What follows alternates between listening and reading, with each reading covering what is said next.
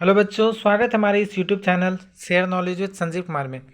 जितने भी स्टूडेंट जो 2023 में मैट्रिक का एग्ज़ाम देने जा रहे हैं, उन सभी स्टूडेंटों के लिए मैं क्लास 10th के हिस्ट्री यानी आपके बीटीसी बुक इतिहास की दुनिया से जितने भी एमसीक्यूज क्वेश्चन हैं, उन सारे एमसीक्यूज का कलेक्शन करके इस वीडियो में आप लोग को उसका आंसर बताने जा रहा हूँ।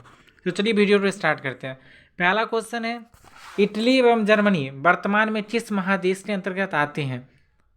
इटली एवं जर्मनी वर्तमान में किस महादेश के अंतर्गत आते हैं? पहला ऑप्शन है उत्तरी अमेरिका, दूसरा है दक्षिणी अमेरिका, तीसरा है यूरोप और चौथा है पश्चिमी एशिया। तो इसका जो राइट आंसर हो जाएगा वो ऑप्शन नंबर ग हो जाएगा, यूरोप। यानी इटली और जर्मनी वर्तमान में किस महादेश के अंतर्गत आते हैं? और यूरोप। और दुनिया में कितने महादेश हैं? तो 7 महादेश हैं, जिसमें हम लोग एशिया महादेश में होते हैं, महादेश में रहते हैं। चलिए अगला क्वेश्चन पे आगे बढ़ते हैं। अगला क्वेश्चन है, फ्रांस में किस शासक वंश की पुनर्स्थापना वियना कांग्रेस द्वारा की गई थी? फ्रांस में किस शासन वंश की पुनर्स्थापना वियना कांग्रेस द्वारा की गई थी? पहला है हैवेसबर्ग, दूसरा आर्लिया वंश, तीसरा है बुर्बो राजवंश और चौथा है जार शाही। तो इसका राइट आंसर हो जाएगा ऑप्शन नंबर ग, बुर्बो राजवंश का। अगला क्वेश्चन, मेजनी का संबंध किस संगठन से था? मेजनी का संबंध किस संगठन से था? पहला ऑप्शन है लाल सेना से, कार्बोनरी से, फिलिप हेटेरिया से या डाइट। तो इसका जो राइट आंसर हो जाएगा ऑप्शन नंबर ख, कार्बोनरी से था। अगला क्वेश्चन, इटली एवं जर्मनी के एकीकरण के विरुद्ध में निम्न में से कौन सा था? इटली एवं जर्मनी के एकीकरण के विरुद्ध में कौन था? इंग्लैंड, रूस, ऑस्ट्रिया और पर्सा। तो इसका राइट आंसर हो जाएगा ऑप्शन नंबर ग, ऑस्ट्रिया इसके विरोध में था। अगला क्वेश्चन, कॉन्ट काबूर को विक्टर इमैनुअल ने किस पद पे नियुक्त किया? कॉन्ट काबूर को विक्टर इमैनुअल ने किस पद पे नियुक्त किया? पहला ऑप्शन है सेनापति, फ्रांस में राजदूत, प्रधानमंत्री एवं गृह मंत्री। तो इसका राइट आंसर हो जाएगा ऑप्शन नंबर ग, प्रधानमंत्री पद के लिए नियुक्त किया था। गैरीवाल्डी पेशे से क्या था? गैरीवाल्डी पेशे से क्या था? सिपाही, किसान, जमींदार या नाविक। तो इसका राइट आंसर हो जाएगा ऑप्शन नंबर घ, नाविक। अगला क्वेश्चन, जर्मन राइन राज्य का निर्माण किसने किया था? जर्मन राइन राज्य का निर्माण किसने किया था? लुई 18वां, नेपोलियन बोनापार्ट, नेपोलियन तृतीय और बिस्मार्क। तो इसका जो राइट आंसर हो जाएगा ऑप्शन नंबर ख हो जाएगा, नेपोलियन बोनापार्ट। जितने भी स्टूडेंट 2023 में मैट्रिक का एग्जाम देंगे, उन स्टूडेंटों के लिए ये सारे एमसीक्यूज मोस्ट इंपॉर्टेंट है, मोस्ट वीवीआई हैं। आप लोग इसका रिविजन कर ले, ये आपके एग्जाम में 100% पॉसिबल है कि इन्हीं में से क्वेश्चंस पूछे जाएंगे। चलिए अगला क्वेश्चन देखते हैं। जालबेरीन एक संस्था थी, जालबेरीन एक संस्था थी क्रांतिकारियों की, व्यापारियों की, विद्वानों की एवं पादरी सामंतों की। तो इसका जो राइट आंसर हो जाएगा ऑप्शन नंबर बी हो जाएगा, व्यापारियों की। अगला क्वेश्चन, रक्त एवं लौह की नीति का अवलंबन किसने किया था? रक्त एवं लौह की नीति का अवलंबन किसने किया था? मेजनी, हिटलर, बिस्मार्क और विलियम फर्स्ट। तो इसका जो राइट आंसर हो जाएगा ऑप्शन नंबर ग, बिस्मार्क ने किया था। अगला क्वेश्चन, फ्रैंकफर्ट की संधि कब हुई? फ्रैंकफर्ट की संधि कब हुई? 1864, 1866, 1870 और 1871। तो इसका जो राइट आंसर हो जाएगा ऑप्शन नंबर घ, 1871 ईस्वी में। अगला क्वेश्चन, यूरोप वासियों के लिए किस देश का साहित्य एवं ज्ञान विज्ञान प्रेरणा स्रोत रहा? यूरोप वासियों के लिए किस देश का साहित्य एवं ज्ञान विज्ञान प्रेरणा स्रोत रहा? जर्मनी, यूनान, तुर्की और इंग्लैंड। तो इसका जो राइट आंसर हो जाएगा ऑप्शन नंबर ख, यूनान हो जाएगा। अगला क्वेश्चन, 1829 ईस्वी में 1829 ईस्वी की एड्रियानोपुल की संधि किस देश के साथ हुई थी? 1829 की एड्रियानोपुल की संधि किस देश के साथ हुई थी?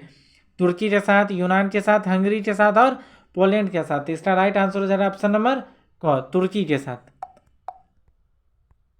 अब ये सेकेंड चैप्टर आपका जो क्लास 10th के बीटीसी का जो सेकेंड चैप्टर है, समाजवाद एवं साम्यवाद, उसके वस्तुनिष्ठ क्वेश्चन को करवाने जा रहा हूँ। पहला क्वेश्चन है, रूस में कृषक दास प्रथा का अंत कब हुआ? रूस में कृषक दास प्रथा का अंत कब हुआ? पहला ऑप्शन है 1861, 1862, 1863 एवं 1864। तो इसका जो राइट आंसर हो जाएगा वो ऑप्शन नंबर क हो जाएगा, 1861 ईस्वी में। रूस में जार का अर्थ क्या होता है? रूस में जार का अर्थ क्या होता है? पीने का बर्तन, पानी रखने का मिट्टी का पात्र, रूस का सामंत एवं रूस का सम्राट। तो रूस में जार का अर्थ होता है रूस का सम्राट, इसलिए राइट आंसर हो जाएगा ऑप्शन नंबर घ। अगला क्वेश्चन, कार्ल मार्क्स का जन्म हुआ था। कार्ल मार्क्स का जन्म हुआ था, पहला ऑप्शन है इंग्लैंड, जर्मनी, इटली एवं रूस।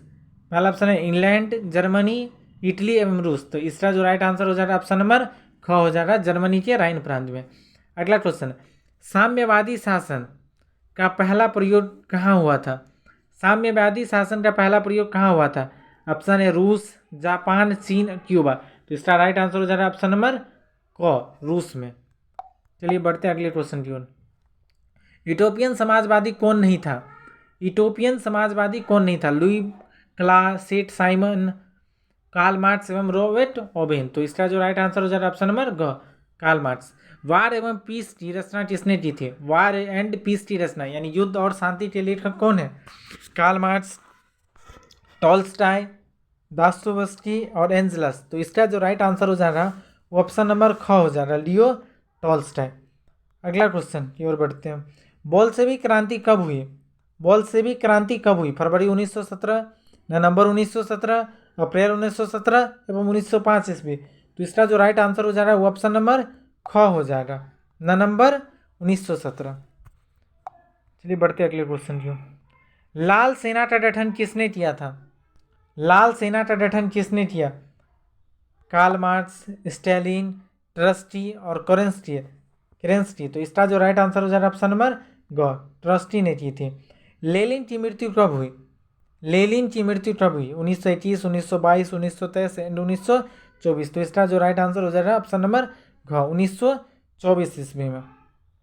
बढ़ते हैं अगले क्वेश्चन की ओर। ब्रेस्टो-लिटोवेस्ट की संधि किन दो देशों के बीच हुई थी। ब्रेस्टो-लिटोवेस्ट की संधि किन दो देशों के बीच हुआ था। रूस और इटली, रूस और फ्रांस, रूस और इंग्लैंड और रूस और जर्मनी। तो इसका जो राइट आंसर हो जाएगा ऑप्शन नंबर घ हो जाएगा, रूस और जर्मनी के बीच हुई थी। अब अगला तीसरा चैप्टर पे आते हैं। तीसरा चैप्टर है हिंद चीन में राष्ट्रवाद की भावनाओं का उदय। हिंद चीन में जो राष्ट्रवाद की भावना का उदय हुआ उस चैप्टर से हम क्वेश्चन करवाने जा रहे हैं। पहला क्वेश्चन है, हिंद चीन क्षेत्र में कौन कौन से देश आते हैं। हिंद चीन क्षेत्र में कौन से देश आते हैं। पहला ऑप्शन है चीन, वियतनाम, लाओस। हिंद चीन, वियतनाम, लाओस। अगला है कंबोडिया, वियतनाम, लाओस। और दो में है कंबोडिया, वियतनाम, चीन और थाईलैंड। तो इसका जो राइट आंसर हो जाएगा वो ऑप्शन नंबर 100 हो जाएगा, कंबोडिया, वियतनाम और लाओस। ये तीनों हिंद चीन के अंदर आते थे। बढ़ते हैं अगले क्वेश्चन की ओर। अंकोरा वाट का मंदिर कहाँ स्थित है। अंकोरा वाट का मंदिर कहाँ स्थित है। बहुत ही अच्छा क्वेश्चन है। पहला ऑप्शन है वियतनाम, थाईलैंड, लाओस और कंबोडिया। तो इसका जो राइट आंसर हो जाएगा ये ऑप्शन नंबर द हो जाएगा, कंबोडिया में। और ये विश्व का सबसे बड़ा मंदिर भी है और ये भगवान विष्णु का मंदिर है। अगला क्वेश्चन की ओर बढ़ते हैं। हिंद चीन पहुंचने वाले प्रथम व्यापारी कौन थे। हिंद चीन पहुंचने वाले प्रथम व्यापारी कौन थे। इंग्लैंड, फ्रांसीसी, पुर्तगाली या डच। तो इसका जो राइट आंसर हो जाएगा ऑप्शन नंबर 100, पुर्तगाली थे। बढ़ते हैं अगले क्वेश्चन की ओर। हिंद चीन में बसने वाले फ्रांसीसी कहे जाते थे। हिंद चीन में बसने वाले फ्रांसीसी कहे जाते थे। फ्रांसीसी, शासक वर्ग, कोलोन और जेनरल। तो क्या कहा जाते थे। तो इसका राइट आंसर हो जाएगा ऑप्शन नंबर 100, कोलोन कहा जाते थे। नरोत्तम सिंघानु कहाँ के शासक थे। नरोत्तम सिंघानु कहाँ के शासक थे। वियतनाम, लाओस, थाईलैंड और कंबोडिया। तो इसका राइट आंसर हो जाएगा ऑप्शन नंबर द, कंबोडिया के शासक थे। बढ़ते हैं अगले क्वेश्चन की ओर। The history of the loss of Vietnam. The history of the loss of Vietnam किसने लिखा। हो ची मिंग, फान बोईचाओ, क्वांग और त्रियो। तो इसका जो राइट आंसर हो जाएगा ऑप्शन नंबर 100, क्वांग। अगला क्वेश्चन है, मार्च 1946 में फ्रांस एवं वियतनाम के बीच होने वाले समझौता किस नाम से जाना जाता है। मार्च 1946 में फ्रांस एवं वियतनाम के बीच होने वाले समझौता किस नाम से जाना जाता है। पहला जेनेवा समझौता, हनोई समझौता, पेरिस समझौता और धर्मनिरपेक्ष समझौता। तो इसका जो राइट आंसर हो जाएगा वो हो जाएगा ऑप्शन नंबर ब, हनोई समझौता। बढ़ते हैं अगले क्वेश्चन की ओर। किस प्रसिद्ध किस प्रसिद्ध दार्शनिक ने एक अदालत लगाकर अमेरिका को वियतनाम युद्ध के लिए दोषी करार दिया? पहला ऑप्शन है रसेल, होचिमिन, नरोत्तम सिंह नाहनुक और रूसो। तो इसका जो राइट आंसर हो जाएगा वो ऑप्शन नंबर ओ हो जाएगा, रसेल। अगला क्वेश्चन है, हिंद चीन क्षेत्र में अंतिम युद्ध समाप्ति के समय अमेरिकी राष्ट्रपति कौन थे? हिंद चीनी क्षेत्र में अंतिम युद्ध समाप्ति के समय अमेरिकी राष्ट्रपति कौन थे? George Washington, Nixon, George Bush और रूजवेल्ट। तो इसका जो राइट आंसर हो जाएगा वो ऑप्शन नंबर बी हो जाएगा, निक्सन, यानी राष्ट्रपति निक्सन थे उस समय।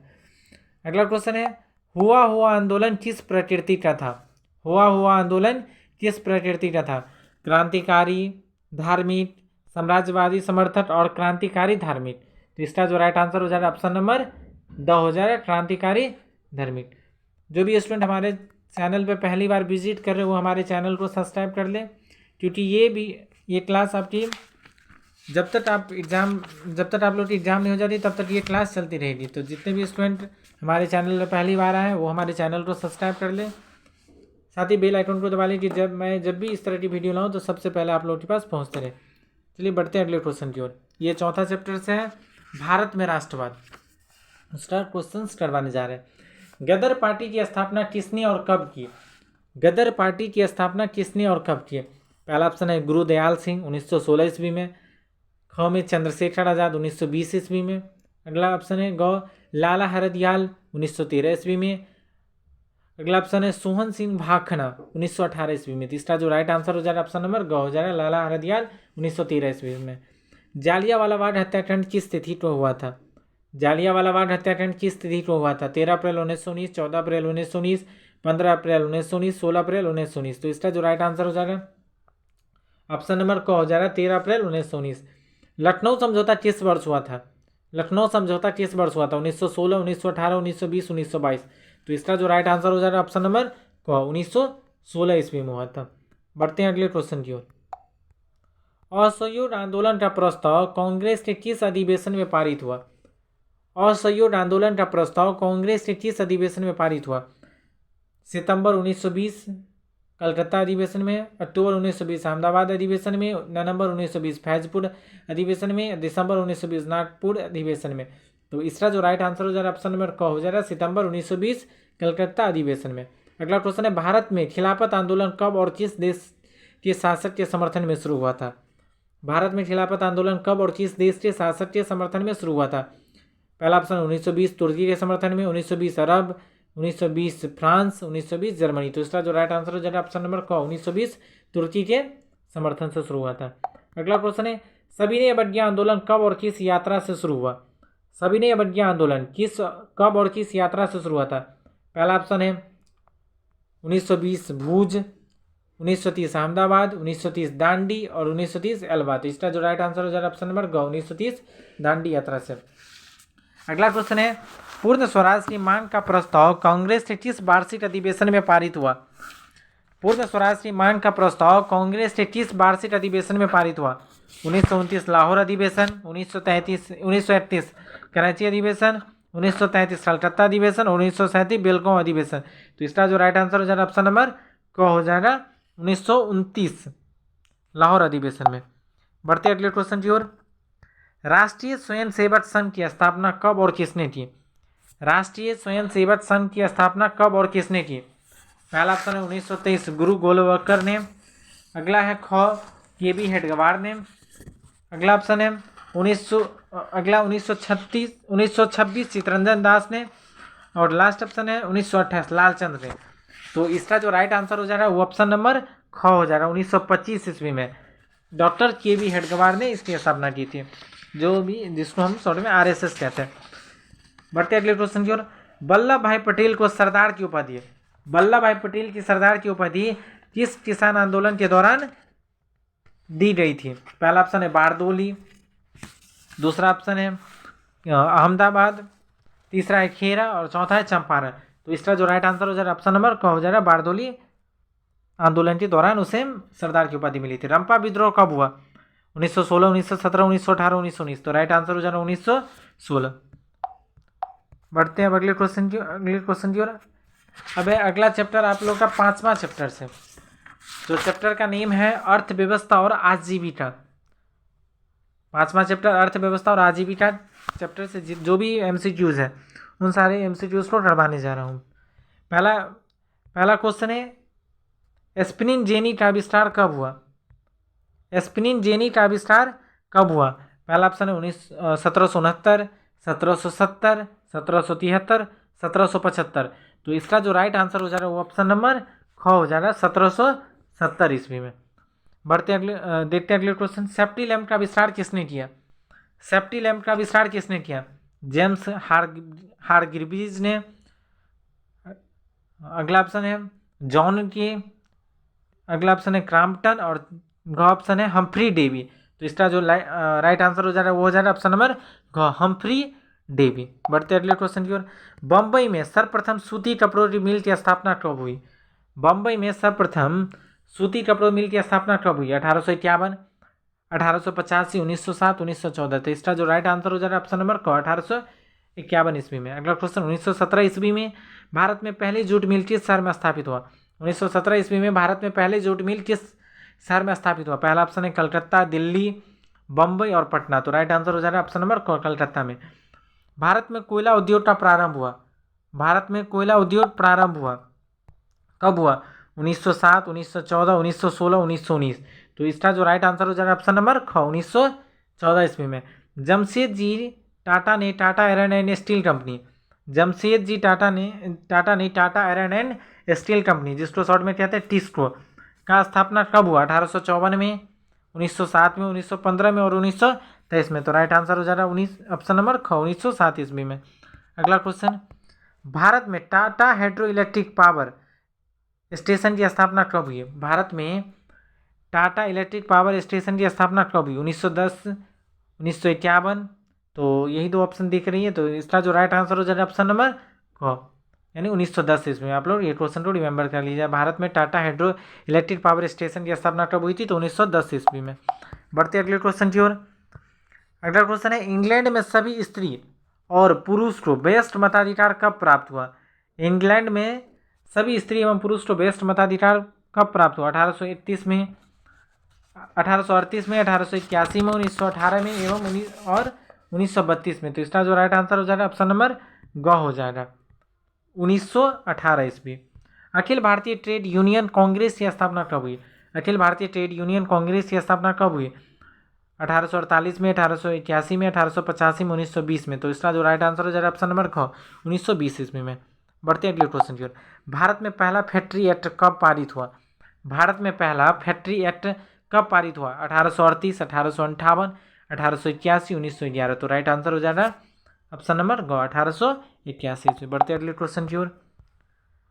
अगला क्वेश्चन है सामंती व्यवस्था से हटकर किस प्रकार की शहरी व्यवस्थाओं की प्रवृत्ति बढ़ी?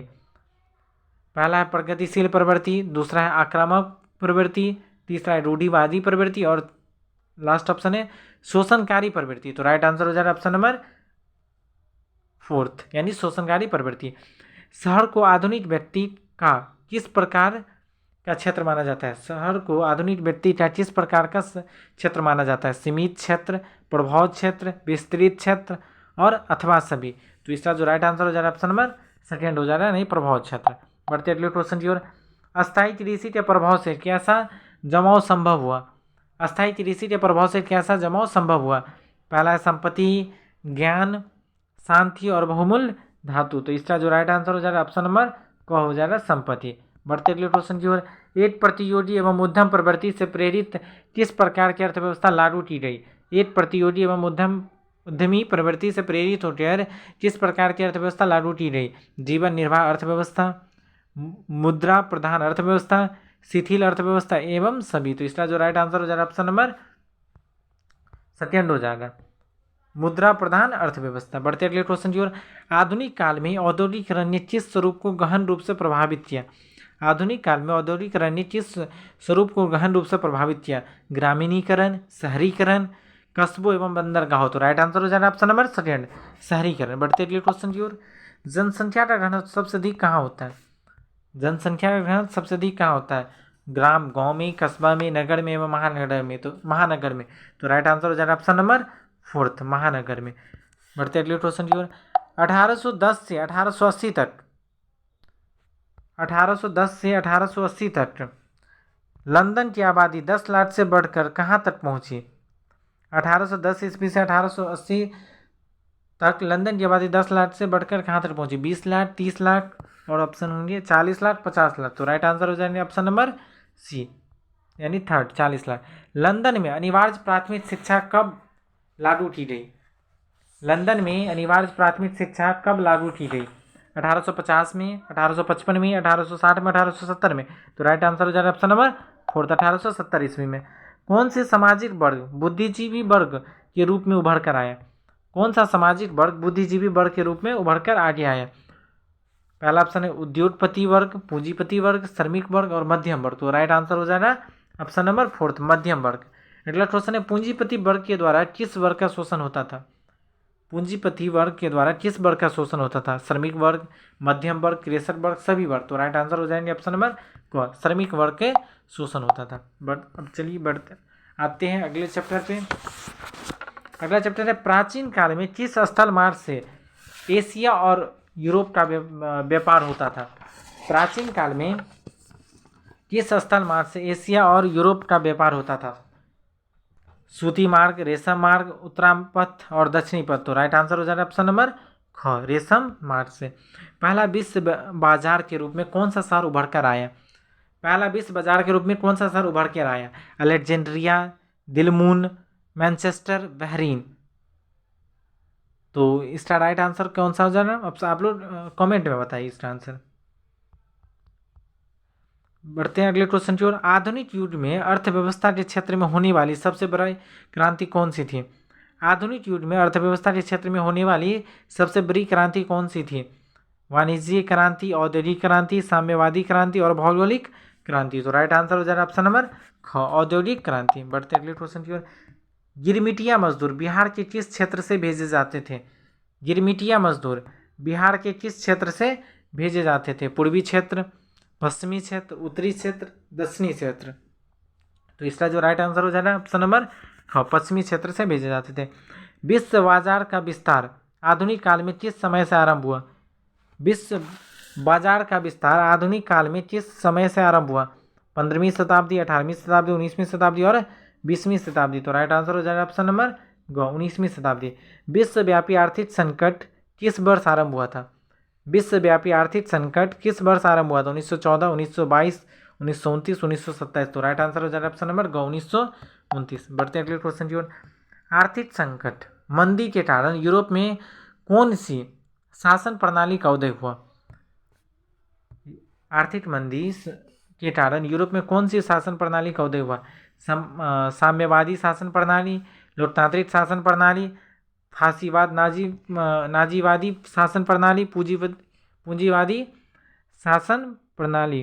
तो इसका जो राइट आंसर हो जाएगा ऑप्शन नंबर ग हो जाएगा फासीवाद, नाजीवाद शासन प्रणाली। ये इसके बारे में आप लोग क्लास 9th में पढ़े होंगे। जैसे नाजीवाद समाज के प्रवर्तक थे हिटलर, फासीवाद क्या था मुसोलिन, इस सब के बारे में आप लोग क्लास 9th में डीपली से पढ़े होंगे।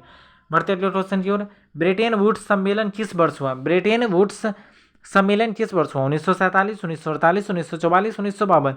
तो राइट आंसर हो जाएगा ऑप्शन नंबर ग 1944। बढ़ते अगले क्वेश्चन की ओर। अगला क्वेश्चन है भूमंडलीकरण। भूमंडलीकरण की शुरुआत किस दशक में हुआ था? 1990 के दशक और 1970 के दशक, 1960 के दशक और 1980 के दशक। तो इसमें राइट आंसर हो जाएगा आपका ऑप्शन नंबर क 1990 के दशक में। बढ़ते अगले क्वेश्चन की ओर। द्वितीय महायुद्ध के बाद यूरोप में कौन सी संस्था का उदय आर्थिक दुष्प्रभावों को समाप्त करने के लिए हुआ? द्वितीय महायुद्ध के बाद यूरोप में कौन सी संस्था का उदय आर्थिक दुष्प्रभावों को समाप्त करने के लिए हुआ?